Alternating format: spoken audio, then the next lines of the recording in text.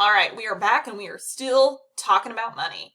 Only this time, we're going to apply your coin skills to word problems. So our objective today is that I can solve coin word problems. And the words that I'm going to underline are solve, meaning I can break apart all this information in the word problem and figure out what is it that they want me to do? What answer are they looking for? And I'm also going to underline coin word problems because all of these word problems are going to have to do with the skill that we practiced yesterday, which is recognizing and counting up coins. So when we do a word problem, they're going to give us information that sometimes is important and sometimes is not so important. So we use a process called RDW. R stands for, well, read. You have to read the problem to know what they're asking you to do. But when you read the problem, they're going to throw a lot of information at you. So we like to mark up our paper. You've seen us do that all year long. That's the D part in RDW. We want to draw and label all over our piece of paper. So remember when we saw a word problem, we would mark it up using our cubes method. Cubes is where C stood for circling the number, U stood for underlining the question, B was for boxing math action words, E was where we took that information to evaluate our steps, and S was to solve and check. So in the D part of RDW, that's when we're using our cubes method to mark up all of our problem. And then the W is kind of broken up into two things. So once we figure out what information we have, we write a number sentence, an equation. And that's the number sentence that we're going to... I'm like stumbling all over myself. Hold on. Okay, I'm ready. And that's the number sentence and the equation that we're going to use to solve for our answer. And then finally, we write a word statement. This is the part that some people tend to skip because once they find their answer, they say, I'm good, I'm golden. But remember, in a word problem, we have to be specific about what was it that we were looking for. If we're answering a question saying, hey, you had 5 cats and 3 cats ran away, we don't just say, okay, we have 2. We have 2 what? 2 Lamborghinis? 2 hot air balloons? No, 2 cats. We have to tell our audience what exactly we're counting up in this word problem. Now, it just so happens with our objective today that everything that we're counting up is coins. So when we give our answer, we're going to be giving our answer in cents. All right, so here's our word problem today. And Bryson is the star of the word problem today. Bryson has 3 dimes, 2 nickels in one pocket, and 1 quarter and 7 pennies in another pocket. How much money is in... All right, guys, we are back at it with another math lesson about money. Now, before I get started with this, I do want to acknowledge that, yes, I change my clothes every day. It's just that I'm recording more than one video at once. So you're going to see some outfit repeating. It's fine. Just roll with it. That being said, it's time to move into our next lesson. You have just wrapped up your lesson about counting coins and recognizing coins. And now we're going to take that skill and we're going to apply it. We're going to kind of step it up a notch. Our objective today is that you can solve coin word problems. I underlined the words that I felt like were important. Solve, meaning that you can look at that word problem and you can pick apart the information that's important, the information that's not important, and figure out what's the answer that they're looking for. And I also underlined coin because you're going to hear a lot of language about money. Maybe you'll hear words like quarters, nickels, cents, that sort of information. Now, when we do word problems, sometimes they can be intimidating. It's a lot of information that they throw at you, and honestly, sometimes they try to trick you by giving too much information. So we use a process called RDW. It stands for read, draw and label, and write. Now, the first thing you have to do when you're approached with a word problem is, of course, read the word problem. You have to understand exactly what's the scenario that they're setting up there. But then once you get that information in your brain, it's time to draw and label. Now in class, we would mark up our word problems because sometimes with all that information, it really helps to mark up what is the most important features that we need to know. So we use a method called cubes. Cubes helped us know what information to mark up. C meant that we circled the numbers. U stood for underline the question. B was box math action words. E was where we evaluated the steps to solve the problem. And then S was, oops, I'm hitting my phone. And then S meant to solve and check.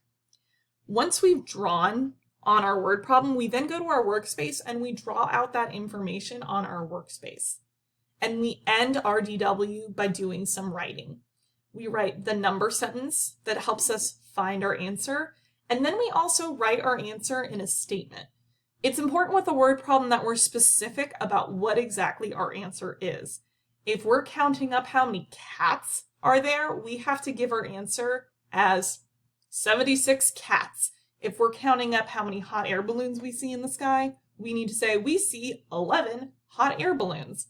We have to give meaning to that number.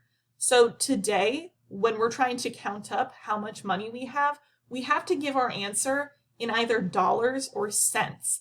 That way we can show that we know what these numbers mean and we're not just writing down numbers. So here's our word problem today. The star of today's word problem is Bryson. Bryson has 3 dimes and 2 nickels in one pocket and 1 quarter and 7 pennies in another pocket. How much money is in Bryson's pocket? Now I have done my first step. My first step was to read the problem, and I've done that. So I'm going to give myself a little check mark. Now it's time for me to draw. I'm going to mark up my problem right here. First, I want to circle my numbers. So I'm going to circle this number, circle this number, this number, this number. Now, I would tell you typically to also look to see if they wrote the numbers in word form. These numbers were written in standard form. They were written as numbers. But you can see that sometimes they'll throw in numbers that are written in word form, like this one right here. So keep in mind that this detail is also important, okay? Now, we underline the question. In a word problem, they have multiple sentences. We find the question by locating the sentence that either has a question mark or the sentence that's telling us to do something. Looking at these sentences, this one ends in a question mark, so this is our question. How much money is in Bryson's pocket? And then I'm going to box my math action words. What are the coin words that I can see in here? I'm going to pause this video, take a moment, and look for all of the coin words that you can find and see if there's any in here that I catch too. Okay? Ready? And pause. Boom! Did you get these words? Did you see them? So I boxed dimes, nickel, quarter, and pennies. I also thought about maybe boxing the word money, but I figured it didn't really help me a ton to understand. I knew that the whole thing was about money, but if you're thinking that word, gives your brain, you're on it. Now I need to look at this information and figure out what it is that I need to draw. And I'm going to pause again because it's time for you to get your piece of paper and your pencil. I don't expect you to write down this word problem. That's ridiculous. You don't need to do that. But anything that I put into my workspace, you should probably be putting on your piece of paper to practice too. So take a moment, pause me again, go get your paper and pencil. Okay, are you ready? Let's start drawing. So Bryson has 3 dimes. I'm going to draw the coins one group at a time. So I'm going to start with my 3 dimes. So I'll draw 3 circles right here. But keep in mind that all coins are circles. I need to draw distinguishing features so I know that these coins are different than the other coins. So I'll start by drawing the hairs on Mommy Dime's head. And Mommy Dime has 2 beautiful hairs Even though right now she kind of looks like an alien, but you know, it is what it is. And not only that, but I want to get into the habit of also knowing what these coins are worth. So I'm going to count up each hair worth 5 cents. 5, 10, and I'm going to write the number 10 on her face.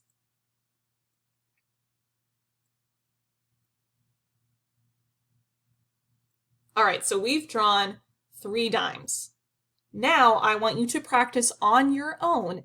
Can you draw the other coins that are there? Now, I drew the dimes as like its own group right here, and that's going to be helpful for me later. So when you draw your other coins, for example, your 2 nickels, put your 2 nickels together, your 1 quarter together, and your 7 pennies.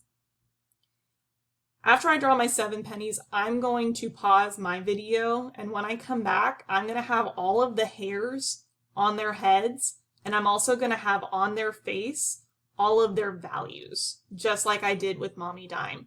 So when you hear me say pause your video, I want you to mark up the hairs and the values of their faces so that when I start again, then we can have all the same information on the page, okay? Last warning, I'm going to pause in 3, 2, pause your video, 1, go. Okay, so I've gone through and I have drawn my nickels, my quarter, and my pennies with their hairs and their values on their faces. So now that I've drawn my information, I'm going to give it a check mark. All right, now I'm ready to write a number sentence. What they want us to do is they want us to figure out how much money Bryson has in his pockets. He has all of these coins in his pocket, and it's our job to figure out what he has in all. So if I'm thinking in all, I'm trying to find a large number by combining different values. So that means that I need to write an addition number sentence. I'm going to add up these groups of coins at a time because if I were to write a number sentence adding up every coin, it would sound like this. 10 plus 10 plus 10 plus 5 plus 5 plus 25 plus 1 plus 1 plus 1 plus 1 plus 1 plus 1 plus 1. Nobody wants a number sentence like that. So instead, let's combine some of these coins and shorten that number sentence. So if I were to combine my dimes, I have 30 cents worth in dimes. If I were to combine my nickels, I have 10 cents worth in nickels. If I were to just add up my 1 quarter, that's just 25 cents. And now I'm going to count up my pennies. 1, 2, 3, 4, 5, 6, 7. Oops, forgot my cent sign over here. And I have 7 cents. All right, over here, I'm going to write my number sentence. And again, I'm going to pause this video, and so will you. Take a moment and write a number sentence that adds up these 4 values of coins. Are you ready? And pause. Okay, so I wrote my number sentence with the 4 values, and then I shortened it by adding 2 groups of numbers at a time. 40 plus 32 gave me 72, but it's a word problem. What does 72 mean? So when I write a statement, I need to tell you what 72 is. 72 cats? 72 dogs? 72 cents. Remember, I can also show 72 cents by drawing a dollar symbol, $0, period, 72. Your exit ticket for today is a word problem similar to the one that we've just done.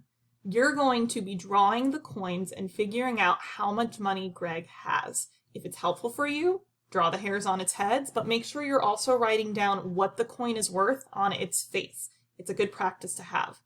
As always, you can check the Zern lesson if you're stuck, or you can watch this video again. Good luck, everybody!